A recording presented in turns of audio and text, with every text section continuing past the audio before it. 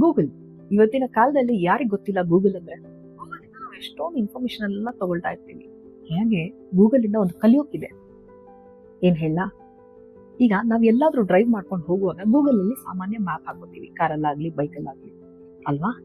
So map ಹಾಕೊಂಡು drive ಮಾಡುವಾಗ ಎಲ್ಲಾದ್ರೂ ಒಂದು ರಾಂಗ್ ಟರ್ನ್ ತಗೊಂಡ್ರೆ ಗೂಗಲ್ ನಮ್ಗೆ ಬೈಯುತ್ತಾ?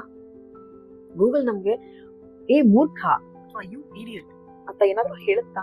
ಇಲ್ಲಿವರೆಗೂ ಯಾರಿಗಾದ್ರೂ ಹೇಳಿದ್ಯಾ? ಗೂಗಲ್ ನಮ್ಮ ಮೇಲೆ ಕೂಗಾಡಲ್ಲ ಅಥವಾ ನಮ್ಗೆ ಬೈಯಲ್ಲ. ಗೂಗಲ್ ಏನ್ ಮಾಡುತ್ತೆ, ಸಿಂಪಲ್ ಆಗಿ ಅದನ್ನ ಸ್ವಲ್ಪ ಪ್ರಾಸೆಸ್ ಮಾಡ್ಬಿಟ್ಟು ಇಮಿಡಿಯೇಟ್ಲಿ ನಮ್ಗೆ ರೀರೂಟ್ ಮಾಡ್ಕೊಡತ್ತೆ ಅಲ್ವಾ? ವೆರಿ ಇಮಿಡಿಯೇಟ್ಲಿ ರೀರೂಟ್ ಮಾಡ್ಬಿಡತ್ತೆ. ಹಾಗೇನೆ ನಮ್ಮ ಲೈಫಲ್ಲಿ ನಮ್ಮ ಮಕ್ಕಳ ಮೇಲಾಗ್ಲಿ ನಮ್ಮ ಮೇಲಾಗ್ಲಿ ನಾವೇನಾದ್ರು ತಪ್ಪು ಮಾಡಿದಾಗ ಅಥವಾ ಮಕ್ಕಳು ತಪ್ಪು ಮಾಡಿದಾಗ ನಾವು ಬೇಗ ಕೂಗಾಡ್ತೀವಿ, ರಿಯಾಕ್ಟ್ ಮಾಡ್ತೀವಿ. ಗೂಗಲ್ ಇಂದ ಕಲಿಯೋದೇನಂದ್ರೆ ನಾವು ರಿಯಾಕ್ಟ್ ಮಾಡೋದು ಬೇಕಿಲ್ಲ.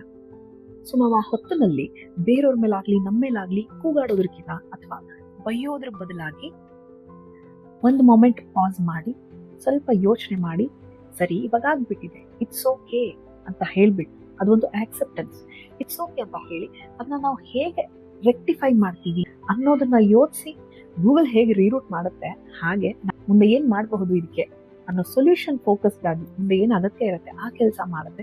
ಎಷ್ಟು ಸಿಂಪಲ್ ಆಗಿರುತ್ತೆ ಲೈಫು ಅಲ್ವಾ? ಯೋಚಿಸಿದೀರಾ ಯಾವತ್ತಾದ್ರೂ? Food for thought. ಒಮ್ಮೆ ಟ್ರೈ ಮಾಡಿ ನೋಡಿ.